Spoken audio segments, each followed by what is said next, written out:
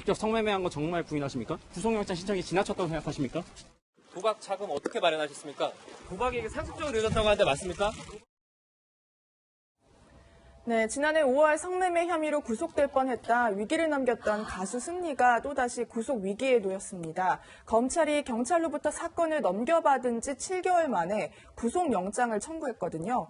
네, 경찰하고 검찰이 네. 이번에 재청구한 내용이 뭐가 달라졌기 때문에 재청구를 한 건가요? 일단 이 혐의가 상당히 많아서 이 부분부터 제가 정리를 좀 해드리자면 우리 많이 알고 있습니다만 2015년 9월부터 2016년 1월까지 외국인 투자자들에게 성매매 알선을 한 해외 투자자 성매매 혐의가 있는데 이게 성매매 처벌법 위반이 됐고요. 그리고 몽키 뮤지엄이라는 라운지 바를 원래는 유흥주점인데 일반 음식점으로 신고해서 식품위생법 위반이 됐고요. 네. 특정경제범죄 가중처벌법상 횡령은 뭐냐 하면 유리홀딩스 자금을 직원 변호사비 등으로 쓴 게 포함이 됐습니다. 성폭력 처벌법 위반은 아시겠지만 SNS로 여성의 나치 사진 등을 유포한 혐의죠. 상습 도박과 외국환 거래법 위반은 해외에서 그러니까 미국 등지 라스베이거스 등에서 상습적으로 도박을 하면서 그게 첫 번째 나왔던 상습 도박이고 뒤에 나온 건 이제 환치기라고 그 당시 많이 나왔었죠. 미국에서 네. 달러로 도박을 하고 한국에 와서 원화로 환전을 한 것 자체가 이제 환치기 수법이다. 여러 가지 혐의가 적용이 된 겁니다. 네. 8개월 전에 이미 5개 혐의로 구속영장을 청구했지만 기각이 됐고요. 그런데 이번에 다시 검찰이 재청구를 했다는 점에서요, 김 변호사님, 네. 좀 확실한 증거가 있는 거 아니냐 이런 얘기도 좀 나와요. 일단 검찰에서 수사 기간이 굉장히 길어졌어요. 네. 제가 볼 때는 아마 상습 도박과 외국환 관리법 자체는 사실 한국 자체적으로 조사하기 굉장히 어렵거든요. 그래서 미국과 공조를 통해서 조사를 하다 보니까 시간이 좀 많이 길어졌다고 볼 수 있겠고요. 그 다음에 지금 그 경찰에서는 일부에 대해서 이제 무혐의 의견을 송치를 했는데 네. 검찰에서 장기간 동안 수사를 하면서 무혐의로 송치한 부분이 죄가 인정되는 취지의 어떠한 증거를 많이 확보한 걸로 보입니다. 그래서 혐의와 증거가 대폭 보강이 되었기 때문에 검찰 입장에서는 이제 영장을 청구한 거죠. 그럼 구속될 가능성은 이번에 있는 건가요? 다음 주잖아요. 다음 주 13일? 네, 다음 주 월요일이죠. 네. 그런데 아마 경찰에서 청구할 때 비해서 이제 그때 경찰에서 기각할 땐 여러 가지 이유가 있었지만 특히 유리홀딩스와 관련된 부분이랄지 이제 업무상 횡령과 관련해서 이게 이제 법인도를 가져다 이쪽에서 저쪽으로 쓴 거거든요. 예. 그래서 이제 법리상 문제가 있다 이런 취지의 기각을 했어요. 그래서 그 당시 기각 사유에 해당하는 부분을 검찰에서 면밀히 들여다보고 보강 수사와 증거를 확보할 것으로 보이고요. 네. 그런데 이제 범죄 혐의는 굉장히 한 7가지가 되는데 중요한 부분은 그런 것 같아요. 이제 상습 도박이 뭐 한 3년 반 동안 이루어진 거거든요. 이건 상당히 죄질이 중요하다고 볼 수 있고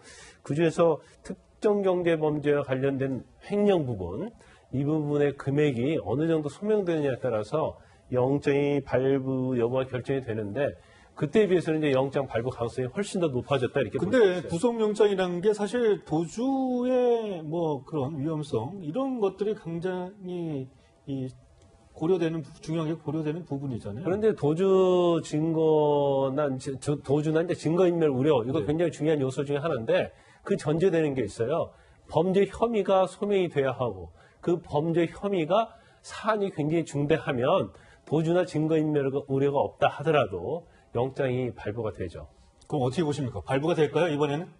가능성이 크다고 봅니다. 네. 알겠습니다.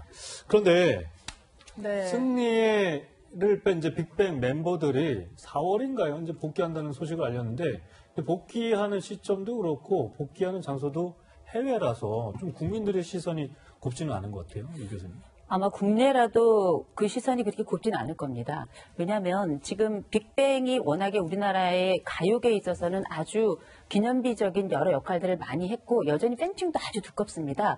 저도 역시 뭐 팬 중에 하나였고요. 그런데 실제 이 빅뱅 여러 멤버들이 지금 현재 뭐 GD라든지 아니면 탑이라든지 대성이라든지 다들 제대를 했거든요. 그런데 그 GD 같은 경우에는 뭐 복무하는 도중에 또 탑이라든지 대성도 그 이전 전후로 해가지고 굉장히 여러 구설수에 올랐던 적이 있었는데 이번에 승리권 같은 경우에는 승리라고만 얘기가 나온 게 아니라 빅뱅의 승리 이런 식으로 굉장히 연결된 고리로 그 승리하면 빅뱅이 떠오를 수 있도록 이렇게 함께 부정적인 측면으로 지속적으로 연결이 되면 일단 아무래도 시선 역시 곱지 않고요. 더군다나 국내가 아니라 해외에서 우리가 첫 번째 어떻게 보면은 전체는 아니더라도 상징성을 가진 공연을 한다는 건 어떻게 국내 팬들 입장에서는 아니 처음부터 오히려 사과를 하고 오히려 솔직하게 좀 나오는 게 낫지 않겠나라고 하는 일련의 약간 기대랄까? 이런 부분들이 조금 좀 채워지지 못한 것 같아서 국내판 아쉬움이 좀 입장에서 좀 크죠. 섭섭할 것 같아요. 많이 섭섭하죠. 네. 그래서 뭐 저희 아는 분들 중에도 빅뱅 팬들이 워낙에 또 층이 두껍다 보니까 젊은 층부터 또 나이가 든 팬층까지 굉장히 다양한데 해외에서의 첫 시작은 조금 아쉽긴 합니다만 국내에서도 좀 좋은 소식이 있었으면 좋겠습니다. 네, 계속해서 연예계 사건 하나 더 짚어보겠습니다. 최근 경찰이 가수 김건모 씨의 차량을 압수수색했다 이런 내용이 나왔어요. 예, 뭐 그 성폭행 관련된 의혹에 지금 휘말려 있는 상황이죠. 피해 여성이 등장을 했고 지금 김건모 씨 측도 무고로 맞고소로 대응을 하고 있는 상태인데 일단 경찰에서는 차량 압수수색을 통해서 내비게이션 검색 기록 등을 분석을 들어갔습니다. 이건 이제 사건 당일 김건모 씨의 동선을 확인하기 위한 단계라고 볼 수가 있을 것 같고요. 경찰 입장에서는 조금 더 이제 강한 압수수색, 휴대전화까지 압수수색을 요청을 했는데 법원에서 이제 이건 기각을 하면서 차량 압수수색만 이루어진 상황입니다. 근데 장 교수님, 이게 벌써 사건이 오래전이잖아요. 3년 전인데 3년 전에 이게 남아있을까요? 그 부분에 대해서는 네. 변호사님이 좀 더 전문적으로 아시지 않을까 싶은데요. 어떻습니까, 김 변호사? 아니, 근데 요즘 워낙 이제 그 복제 기술이 발달돼 있고요. 그래서 아마 추적을 하면 이게 지금 이 차 자체가 김건모 씨가 타고 다니는 차가 지금 타고 다니는 차가 아니고요. 이제 전에 많이 탔던 차로 보입니다. 그래서 그건 아마 이 기록을 이제 찾아봐서 과연 찾아낼 수 있느냐 없느냐는 결국 경찰의 역량이라고 볼 수 있고요. 근데 그런 것 같아요. 이제 경찰 자체는 그 피해자가 주장하는 2016년도에 과연 이 차를 끌고 그 유흥업소에 갔느냐 이걸 확인하려고 하는 걸 보여요. 그런데 네. 사실 유흥업소 갈 때 뭐 우리가 대중교통수단 타고 갈 수도 있죠. 택시 같은 거 타고 갈 수도 네. 있고 아니면 본인 차를 가지고 오지 않고 다른 사람 차량을 가지고 타고 갈 수 있기 때문에 설사 이 기록에서 그곳을 방문한 흔적이 나오지 않는다고 그래서 뭐 죄가 없다거나 그렇게 볼 수는 없죠. 그렇지만 일단은 만약에 거기에서 그 장소를 방문한 기록이 나왔다 하면 그 시점에 예. 그건 김건모 씨한테 굉장히 불리한 요소고 만약에 나오지 않았다고 하면 그게 꼭 유리하다고 볼 수는 없어요. 왜냐면 아까 말씀드린 것처럼 네. 다른 차를 타고 갈 수도 있기 때문에 그래서 경찰은 일단 그 부분을 확인을 하기 위해서 이번에 압수수색을 근데 한 저는 것으로 보입니다. 이런 생각이 좀 들더라고요. 어쨌든 이렇게 고소사건이 접수가 됐으니까 경찰은 무언가 좀 수사를 해야 될 입장인 거고 수사를 어떻게 해야 할까 봤더니 결국에는 뭐 휴대전화 압수수색은 뭐 힘들어졌고 그래서 차량 내비게이션을 그냥 물며 겨져먹기로 한 거 아닌가 이런 생각도 더 아니, 들어요. 근데 이거 자체는요, 이게 수사의 전부는 아니고, 예. 일단 중요한 것은 그 시점에서 과연 그 종업원이 그 유흥업소에서 일을 했느냐가 제일 중요하고, 그다음에 본인 자체가 어떠한 성추행을 당했다고 하면, 본인이 나와서 자기 지인들을, 아니면 유흥업소에 같이 종사하는 종사원들하고 그에 관해서 어떤 얘기를 나누었는지. 일반적으로 이런 사건의 많은 특징은 카톡을 남깁니다. 그리고 예. 친구한테 나 오늘 김건모 만났는데 예를 들어서 오늘 이러이러한 일이 있었어. 너무 공포스러워. 뭐 수치심이 있어. 이런 내용 자료가 남아 있다고 하면 이건 굉장히 치명적이 될 수 있는 거고요. 근데 전혀 그런 게 없이 피해자로 주장되는 여성의 말만 있다고 한다면 그 말의 이제 신빙성을 이런 방법으로 확인해 보는 거죠. 네.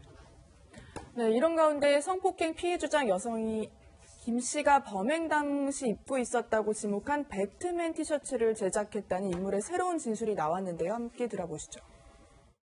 그건 말이 안 되는 거예요, 그거는. 그때는 아예 그거를 할 생각도 안 했고, 그때는 그 옷이 없었어요. 네, 사실 피해 여성이 이 옷을 입은 김건모 씨에게 이제 성폭행을 당했다고 그렇게 주장을 했지만 이 시점이 티셔츠를 만들기 전이다 이런 얘기인데요. 이런 부분 좀 어떻게 봐야 될까요? 우리가 보통 성폭력 피해 여성들의 진술을 들어볼 때 굉장히 관심 있게 보는 건 세 가지라고 보시면 될 것 네. 같은데요. 하나는 증거고요. 두 번째는 구체성, 세 번째는 일관성입니다. 이 세 가지가 굉장히 중요한 요소인데 그중에서 이제 구체성 중에 하나가 지금 김건모 씨가 입고 있었다는 그때 사건 당시 입고 있었다는 배트맨 티셔츠인데 그 피해 여성이 했던 얘기는 내가 이 김건모 씨가 TV에서 내가 그때 피해를 입을 시점에 입고 있었던 그 티셔츠를 입고 나오는 걸 볼 때마다 견딜 수가 없었다. 네. 이런 진술을 하면서 우리가 머릿속으로도 김건모 씨가 입었던 그 옷을 또 생각하게 되잖아요. 네. 그런데 막상 지금 이 제작을 했던 사람 얘기 들어보니까 이거는 무조건 아무에게나 팔았던 게 아니라 김건모 씨를 위해서 특별히 제작을 했다는 거예요. 그런데 그 제작의 시점이 실제 그 사건이 일어났던 거는 2016년 8월이고 옷을 제작했던 거는 12월경이다. 시간 차이가 있기 때문에 사실상 그 여성의 주장은 실효성이 없다라고 사실 김건모 씨 편에 서서 이제 진술을 한 거라고 봐야 되겠죠. 네. 사실 이게 기억이 좀 잘못될 수도 있는 거고, 이거 하나만으로 뭐 여성이 성폭행을 안 당했다, 당했다, 이렇게 단정 지을 수는 없는 부분인 거죠. 그 실제 우리가 성폭력 피해가 발생했을 때 사실 진술만으로도 어떻게 보면 그 신빙성이 크게 반영이 된다면 이 부분이 인정이 되는 경우도 상당히 있는데 사실 우리가 기억이라는 게 명확하지 않고요. 또 때로는 새로운 주장들이 계속 들어와서 사건의 변화가 올 때가 있는데 아직은 진행 중이니까요. 지금 또 김건모 씨도 그 관련해가지고 그 맞고소를 한 상태잖아요. 네. 그 사건의 진행이 어떻게 될지는 아마 법원에서 판가름이 나지 않을까 싶습니다. 이 부분에 대해서 네. 경찰도 네. 지금 저 피해 여성이 그 배트맨 티셔츠라고 하는 표현을 했지 딱 저 티셔츠인지 아닌지 옛날부터 모르는 김건모 씨가 상황이잖아요. 더 배트맨을 좋아하시잖아요. 예, 그러니까 특정하게 김건모 씨를 위해서 티셔츠를 제작할 정도라면 그리고 지금 화면에서 얼핏 봐도 티셔츠가 한 장이 아니라 여러 장이 있을 정도로 김건모 씨가 워낙 배트맨 캐릭터를 좋아했다면 캐릭터 자체가 뭐 그 이전에 존재하지 않았던 건 아니니까요. 그렇기 때문에 경찰에서도 꼭 저 티셔츠가 아니라도 다른 배트맨 티셔츠를 입었던 적이 있는지까지도 지금 조사를 한다라는 이야기를 이제 이런 경우가 있을 수 네. 있어요. 이제 예. 피해자를 조사했는데 그 당시 배트맨 티셔츠를 입고 있었다. 그러면 확실히 입고 있었느냐, 기억이 명백하냐. 예. 근데 뭐 기억은 명백하지 않는데 입고 있었던 겁니다라고 하면 설사 그 당시 배트맨이 제작이 안 되었다 하더라도 근데 사람은 뭐 기억이 완벽할 수는 없잖아요. 네. 그런데 만약에 피해자 조사를 받으면서 내 기억은 분명히 배트맨 티셔츠를 입고 있었다. 이렇게 한다고 하면 이제 피해자의 진술의 신빙성이 이제 무너지기 시작하는 거죠. 네. 사실 뭐 말씀하신 것처럼 지난해 12월 피해 주장 여성을 김건모 씨가 이제 맞고소를 했는데 경찰은 다음 주 정도 이제 김건모 씨를 이제 조사를 한 것으로 알려지고 있습니다. 김 변호사님 보시기엔 네.